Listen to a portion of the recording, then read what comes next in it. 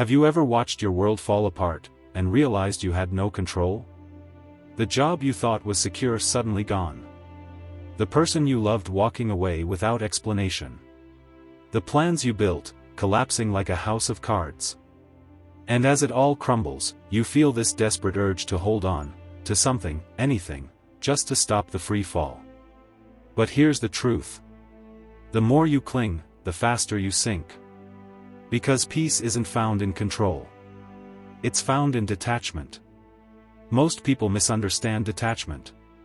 They think it means apathy, coldness, or withdrawal from life. But real detachment isn't about running away, it's about remaining whole while everything else changes. It's the ability to stand in the storm and not become the storm. Detachment doesn't mean you stop caring. It means you stop suffering over things you can't control. And once you understand this, everything begins to shift: your emotions, your relationships, your sense of peace. In ancient Stoic philosophy, Marcus Aurelius wrote, "Choose not to be harmed, and you won't feel harmed." It sounds impossible, almost arrogant, but he wasn't denying pain. He was reminding us that pain and suffering are not the same thing. Pain is inevitable. Suffering is what we create when we resist pain, when we demand that reality be something other than what it is. The Stoics understood what most of us have forgotten. Control is an illusion. You can't control people, outcomes, or the future. The only thing you can truly govern is your own response. And that, they said, is where all power lies. But detachment is not born from comfort. It's born from collapse. You only learn to let go when holding on begins to destroy you. Think back to the hardest season of your life, the one that left you breathless, uncertain, and broken. Maybe it was a heartbreak, a betrayal, a financial loss, or a moment when everything you depended on slipped through your fingers. At first, it felt like death. But later, much later, you realized it stripped away everything false. The illusions, the attachments, the noise. It forced you to see what was real, what mattered, and what didn't. That's detachment in its purest form. Not numbness, but clarity. Buddhist psychology calls this non-attachment. It's not about rejecting pleasure or love, it's about freeing yourself from the addiction to outcomes. To love without clinging. To give without expecting. To lose without collapsing. The Buddha said, "You only lose what you cling to." That's not punishment. It's a map. The tighter you grip something, the more you suffer when it changes, because everything in life must change. People change. Circumstances change. Even you change. So the question isn't, how do I stop change? It's, how do I stay at peace while everything changes? Imagine standing in the middle of a raging river.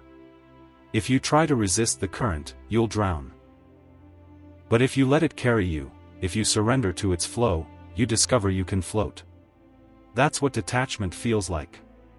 It's not weakness. It's trust. Trust in your ability to adapt, to endure, to rebuild. Trust that even if the form of your life falls apart, the essence of who you are remains unshaken. The philosopher Epictetus was once a slave. He owned nothing, not even his own freedom. But he said something profound.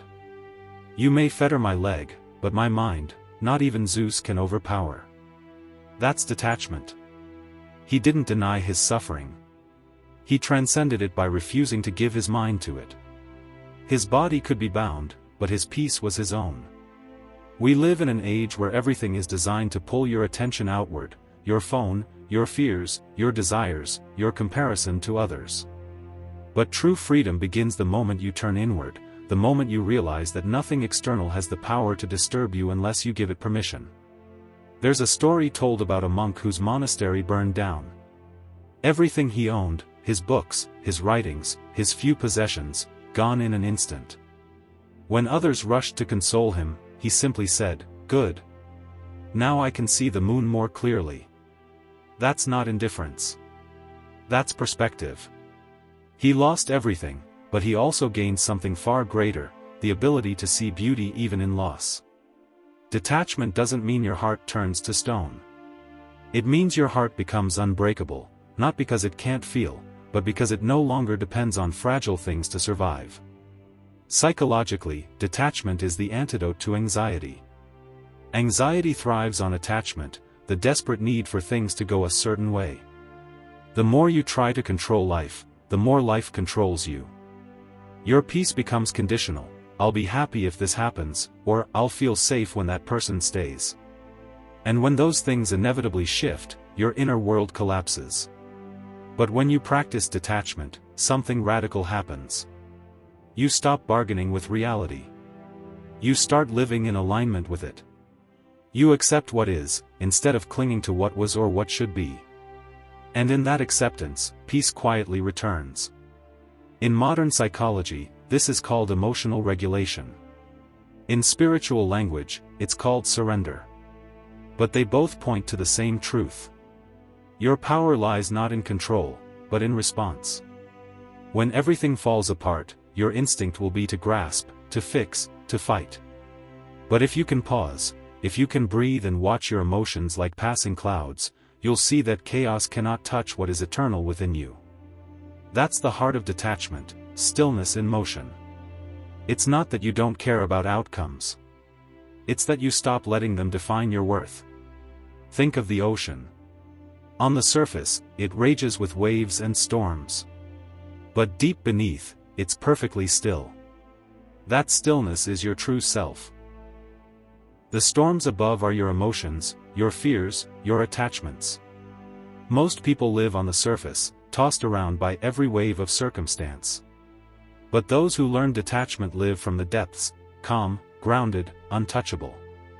You don't reach that state by denying the storm. You reach it by diving beneath it. When you start to practice detachment, you'll notice people misunderstand you. They'll call you distant, cold, emotionless. But what they really mean is that you no longer react the way they expect you to. You stop feeding their drama. You stop chasing validation. You stop giving away your peace. And that threatens people who are still chained to emotional chaos. But you're not here to please them. You're here to free yourself. Detachment is the death of illusion. And that's why it hurts at first. You lose your fantasies about how things should be. You lose the false sense of control that once comforted you. You even lose certain people who were attached to your old self. But in that death, something new is born: authenticity.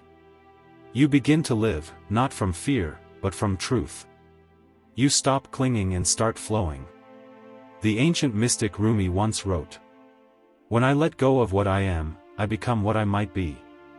That's the essence of detachment. You can't step into your highest self while your hands are full of what's falling apart. Sometimes the universe tears things from your grip not to punish you, but to free you, to remind you that you were never meant to depend on what can be lost. So when your world feels like it's collapsing, don't panic. Stand still. Breathe. Remember, you are not what is breaking. You are what remains after the breaking. Detachment is not an escape from life, it's the beginning of real living. It's the calm in the chaos, the silence in the noise, the peace that doesn't depend on anything outside you. When you master detachment, you realize that nothing can truly be taken from you. Because what's real, your awareness, your wisdom, your strength, can't be destroyed.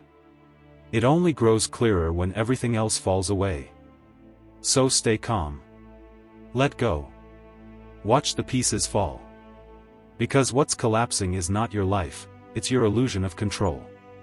And what's being revealed beneath it is your freedom.